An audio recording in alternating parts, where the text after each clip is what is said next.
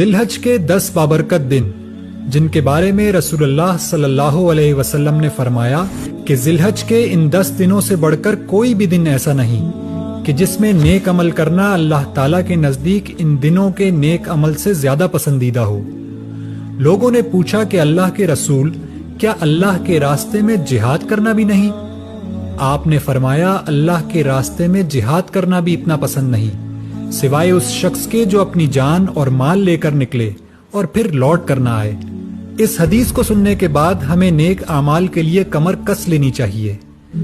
آئیے ان 10 دنوں میں روزے رکھیں، صدقہ کریں، اللہ کا ذکر، دعاؤں اور نوافل کا اہتمام کریں، قرآن کی تلاوت کریں، اللہ کی مخلوق پر احسان کریں، بھلائی کے کاموں میں تعاون کریں، برائی کو پھیلنے سے روکنے میں حصہ ڈالیں اور ہر وہ عمل کریں جو اللہ سے ہمیں قریب تر کر دے۔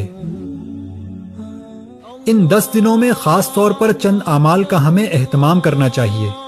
ان میں اللہ کی تکبیرات ہیں کہ آپ صلی اللہ علیہ وسلم نے ان کی ترغیب دی ہے۔ دوسرا عمل یوم عرفہ کا روزہ ہے کہ یہ پچھلے اور اگلے سال کے گناہوں کا کفارہ بنتا ہے۔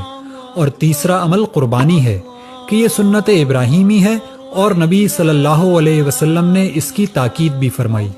جبکہ ان ایام میں جن کاموں سے رکنا ہے، ان میں حرام کاموں کے علاوہ ناخن اور بالوں کو کاٹنا ہے کہ آپ صلی اللہ علیہ وسلم نے قربانی کرنے والوں کو اس سے منع فرمایا۔